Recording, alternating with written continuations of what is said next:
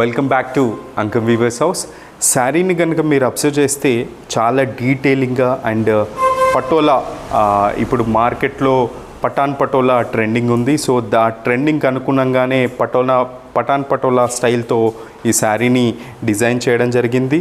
So పళ్ళు వచ్చేసి ఇట్లా డిజైనర్ మడతాసు పళ్ళు. సో పళ్ళు కూడా చాలా కష్టతరమైన పళ్ళు. ఇది నేయడానికి కూడా టై అండ్ డై చేయడానికి కూడా టైం పట్టిద్ది.